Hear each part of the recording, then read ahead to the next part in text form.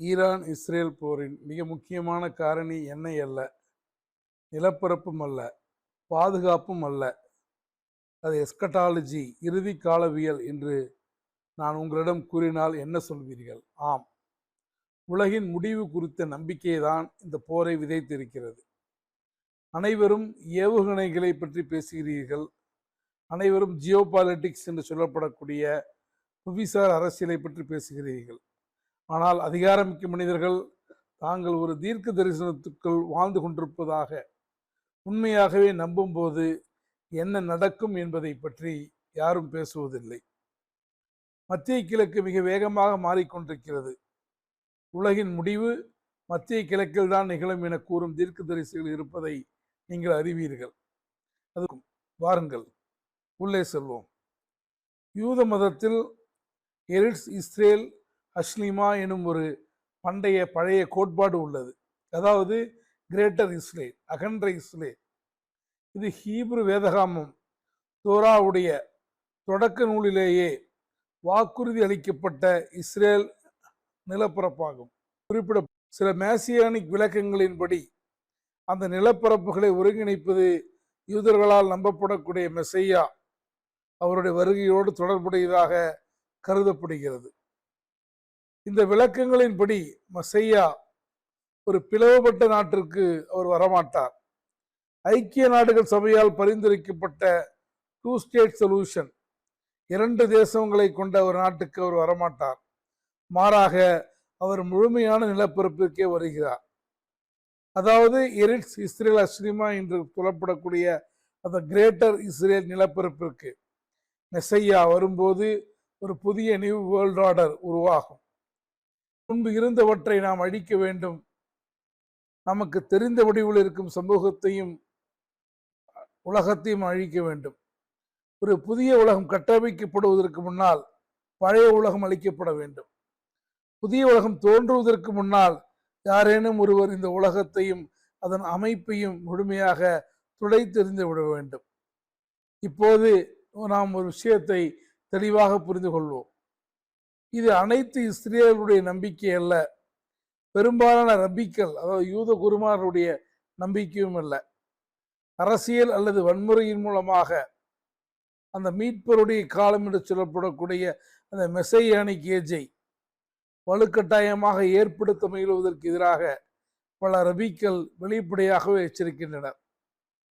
யூதர்கள் அனைவரும் சியோனிஸ்டுகள் அல்ல, சியோனிஸ்டுகள் அனைவரும் யூதர்கள் அல்ல என்பதே எங்களின் பொதுவான கருத்தாகும்.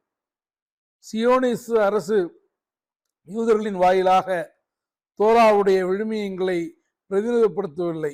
மாறாக அந்த அரசின் இருப்பே தோராவுக்கும் யூதர்களுக்கும் எதிரானது. அத்தகைய ஒரு பேரழிவு சார்ந்த நம்பிக்கை நடைமுறையில் இருந்து இப்போது நாம் கிறிஸ்துவத்தின் பக்கம் திரும்புவோம். புதிய ஏற்பாட்டின் கடைசி நூலான புக் ஆஃப் ரெவல்யூஷனை எடுத்து பாருங்கள். அங்கு மனித குலத்தின் இறுதி போர் அர்மெகிடா விவரிக்கப்பட்டுள்ளது. அதாவது மெகிதா குன்று. இது வடக்கு இஸ்ரேலில் அமைந்துள்ள ஒரு உண்மையான இடமாகும். எண்ணற்ற பண்டைய போர்க்களங்களை கண்ட ஒரு உண்மையான பள்ளத்தாக்கு இது. இங்கே எகிப்தியர்கள், அசிரியர்கள், ரோமானியர்கள், ஒட்டமான்கள் போரிட்டார்கள். வரலாறு மீண்டும் இந்த மண்ணுக்கு திரும்பி வருகிறது. வெளிப்படுத்தின சுவிசேஷம் 16:16 இவ்வாறு கூறுகிறது: பூமியின் ராஜாக்கள் அனைவரும் இந்த இறுதி போருக்காக அங்கே கூறினர். ஒரு பண்டைய நூலை பற்றியும் ஒரு குறிப்பிட்ட பிராந்தியத்தை பற்றியும் உலக வல்லரசுகளின் இறுதி ஒன்று கூடலை பற்றியும் சிந்தித்து பாருங்கள். இப்போது விஷயம் மிகவும் தீவிரமானதாக இருக்கிறது. லட்சக்கணக்கான அடிப்படைவாத கிறிஸ்துவர்களை பொறுத்தவரை வரலாற்றுக்கு ஒரு துல்லியமான பினிஷ் லைன் நிர்ணயிக்கப்பட்டிருக்கிறது. அந்த பினிஷ் லைனை தூண்டிவிடக்கூடிய காரணங்கள் எவை என்றால், யூத மக்களுடைய புனித பூமியில் அவர்கள் ஒன்று கூடுவதும் ஜெருசலேமில் தேவாலயம் கட்டியெழுப்பப்படுவதுமே ஆகும். மத்திய கிழக்கில் அதற்காக ஒரு பெரிய அளவிலான ரத்தம் தோய்ந்த போர். அந்த போர் தான் இயேசுவை மீண்டும் கொண்டு வரும் உலகத்திற்கு. இது கிறிஸ்துவ சியோனிசம் என்று அழைக்கப்படக்கூடிய ஒரு இறையியல் கோட்பாடு. பல மில்லியன் டாலர் மதிப்பிலான அரசியல் லாபியிங். இதுதான் அமெரிக்க வெளியுறவு கொள்கையின் முதுகெலும்பாகும். இதன் தாக்கங்களை பற்றி சிந்தித்து பாருங்கள்.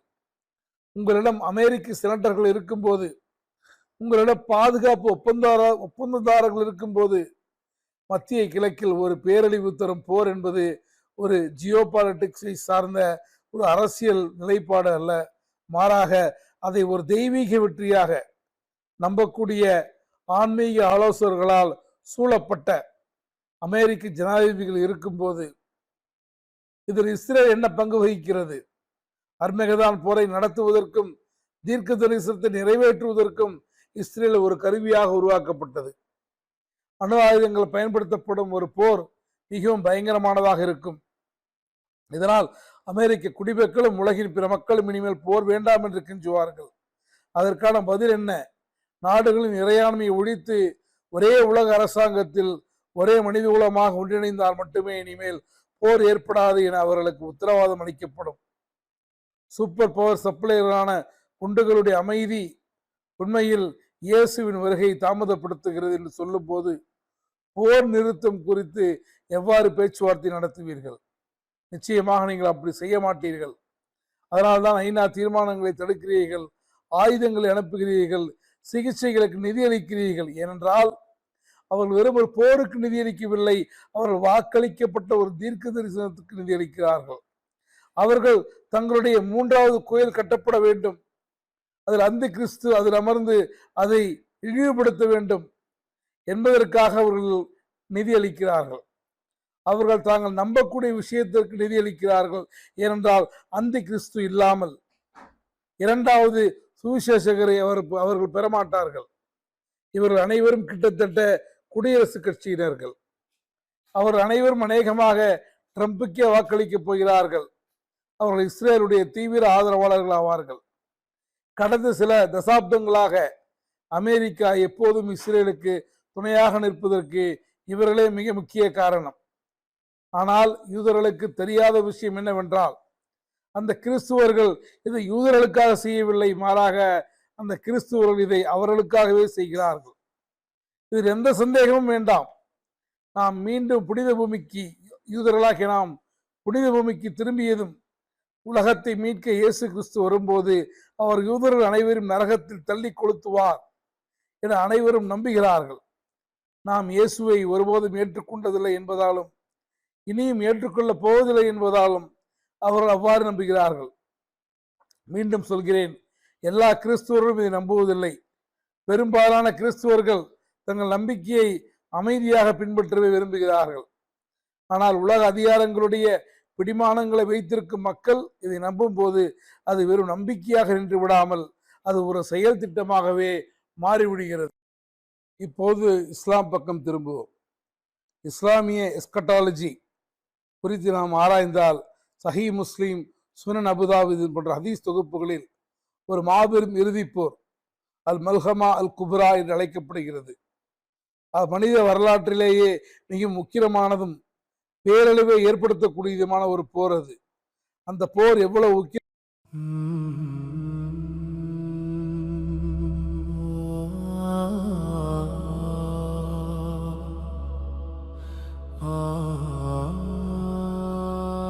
இருக்கும் என்றால், அந்த போர்க்களத்தின் மீது ஒரு பறவை பறந்து சென்றால் அங்கு நிலவும் அச்சத்தாலும் பேரழிவாலும் அது அப்படியே கீழே விழுந்து இறந்துவிடும்.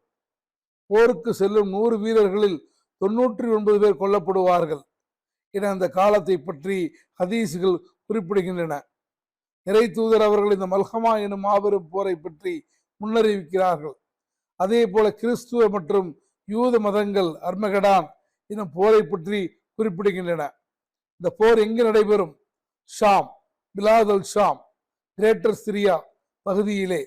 நவீன கால சிரியா, லெபனான், ஜோர்டான், பலஸ்தீனம் மற்றும் தெற்கு துருக்கியின் சில பகுதிகளை உள்ளடக்கியது அந்த பிராந்தியமாகும். படைகள் திரள்வது குறித்தும் உலகளாவிய மோதல்கள் குறித்தும் இறைநீதி நிலைநாட்டப்படுவதற்கு முந்தைய நிகழ்வுகள் குறித்தும் இஸ்லாமிய இறையியலில் அஞ்சப்படக்கூடிய தஜ்ஜால், அதாவது போலி மசையா தோன்றுவது குறித்தும் அந்த ஹதீஸ்கள் விவரிக்கின்றன. தஜ்ஜால் வெளிப்படும் போது அவனை எதிர்கொள்ள உலகம் தயாராக இருக்கும். அவர் அஸ்பஹான் எனப்படக்கூடிய ஈரானில் உள்ள இடத்திலிருந்து 70,000 யூதர்களோடு வெளிவருவார். அவரை பின்தொடர்ந்து அவருக்கு எதிராக வழிகாட்டப்பட்ட மஹதி அவர்கள் நபியுடைய வழி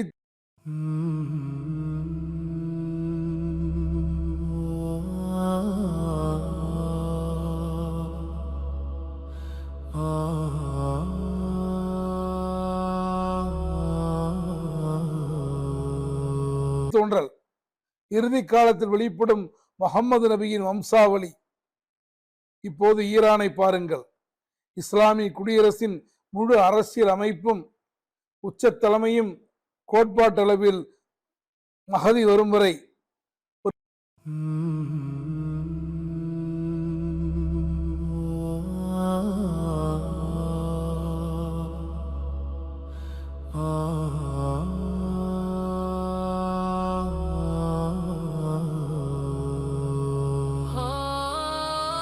பராமரிப்பாளராக செயல்படுவது என்ற கருத்தின் அடிப்படையில் தான் கட்டமைக்கப்பட்டிருக்கிறது. அவர்கள் களத்தை தயார் செய்கிறார்கள்.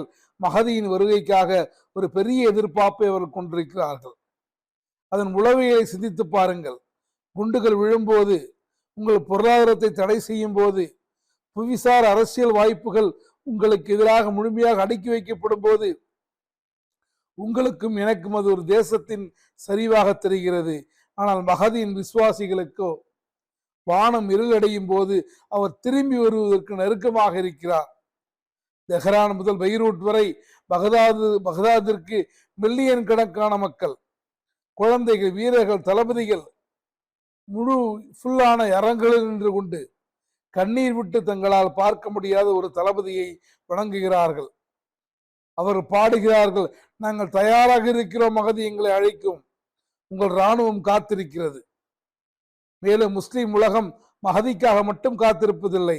ஏனென்றால் போலி மெசையா தஜ்ஜாலுடைய தோல்வி என்பது மஹதியிலிருந்து மட்டும் வராது.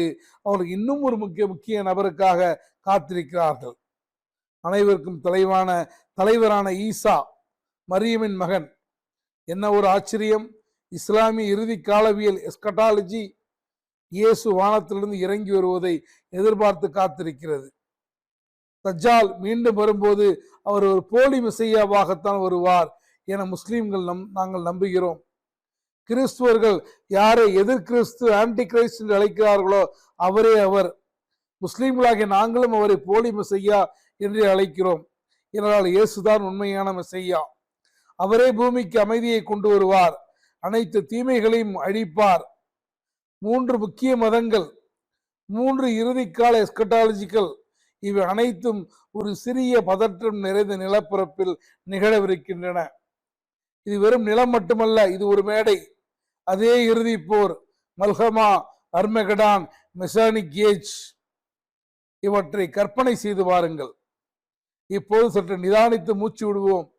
இதன் பொருள், ஒவ்வொரு தளபதியும், ஒவ்வொரு போதகரும், ஒவ்வொரு ரபியும், ஒவ்வொரு இமாமும் ரகசியமாக இந்த இறுதி பேரழிவை தூண்டிக் கொண்டிருக்கிறார்கள் என்ற அர்த்தம் இல்லை, நிச்சயமாக இல்லை. பெரும்பாலான மக்கள் அமைதியை மட்டும் விரும்புகிறார்கள். அவர்கள் தங்கள் வாழ்க்கையை வாழவும், தங்கள் குழந்தைகளை வளர்க்கவும், அமைதியாக தங்கள் போக்கில் இருக்கவுமே விரும்புகிறார்கள். ஆனால் ஜனநாயகங்கள், அரசியல் செல்வாக்குள்ள லாபிஸ்கள், இராணுவங்கள், ஆயுதமேந்திய இயக்கங்களை ஆதிக்கம் செலுத்தும் மக்கள் பிரிவுகளுக்குள் இந்த இறுதி கால நம்பிக்கைகளை கொண்ட அமைப்புகள் இன்றும் நிலவுகின்றனவா? ஆம், அவை இன்றும் நிலவுகின்றன. அவை மிகவும் ஒழுங்கமைக்கப்பட்டவை. அவற்றுக்கு தாராளமாக நிதி வழங்கப்படுகிறது. மேலும் முக்கிய முடிவுகள் எடுக்கப்படும் அறைகளுக்குள்ளேயே அவை அமர்ந்திருக்கின்றன. நான் எங்கு சென்றாலும் இங்கே கடவுளை ஆட்சி செய்கிறார். நான் வெள்ளை மாளிகையின் வளாகத்தில் நடக்கும்போது அங்கு கடவுளே என்னுடன் நடந்து வருகிறார். வெள்ளை மாளிகை ஒரு புனிதமான தலம் என பிரகடனப்படுத்த எனக்கு முழு உரிமையும் அதிகாரமும் உண்டு. ஏனெனில் நான் அங்கே நின்று கொண்டிருந்தேன். நான் எங்கே நிற்கிறேனோ அந்த இடம் புனிதமானதாக மாறிவிடுகிறது. ஜனாதிபதி ட்ரம்புக்கு இல்லை என்று சொல்வது கடவுளுக்கே இல்லை என்று சொல்வதற்கு சமமாகும். அத்தகைய செயலை நான் ஒருபோதும் செய்ய மாட்டேன். நாம் இப்போது ஒரு ஆன்மீக போர்க்களத்தில் இருக்கிறோம். ஜனாதிபதி ட்ரம்பின் நோக்கத்திற்கும் அவரது அழைப்பிற்கும் எதிராக அணிதிருண்டுள்ள அனைத்து பிசாசுத்தரமான வலைப்பின்னல்களும் இப்போது உடைக்கப்படும். இயேசுவின் நாமத்தினாலே அவை முற்றிலுமாக தகர்க்கப்படும். அதிகாரிகள் ஒரு மாநாட்டில் ஈரானின் போர் என்பது கடவுளின் திட்டத்தின் ஒரு பகுதி என்றும், ஜனாதிபதி டொனால்ட் ட்ரம்ப் ஈரானில் அர்மகடான ஏற்படுத்த சமஞ்ச நெருப்பை ஏற்றி தான் பூமிக்கு திரும்புவதை குறிக்க இயேசுவால் ஞானஸ்தானம் செய்யப்பட்டவர் என்றும் கூறுகிறார்கள். வீரர்கள் தங்கள் நாட்டுக்காக போராடுகிறார்கள் என்று கூறப்பட்டால் அது தேசியவாதம். வீரர்கள் பாதுகாப்புக்காக போராடுகிறார்கள் என்று கூறப்பட்டால் அது ஜியோ பாலிடிக்ஸ், புவிசார் அரசியல். ஆனால் வீரர்கள் ஒரு ப்ராஃபஸிக்காக, தீர்க்க தரிசனத்தை நிறைவேற்றுவதற்காக போராடுகிறார்கள் என்று கூறப்பட்டால் அது முற்றிலும் வேறு விஷயம். ஏனெனில் கடவுள் தன்னை தூண்டுவதாலேயே, கடவுளுடைய தூண்டுதலாலேயே தான் துப்பாக்கியின் விசையை இயக்குவதாக நினைப்பவனை தடுக்கக்கூடிய சக்தி உலகத்தில் யாரும் இல்லை என்பதே இந்த ஆபத்திற்கான தெளிவான அடையாளமாகும்.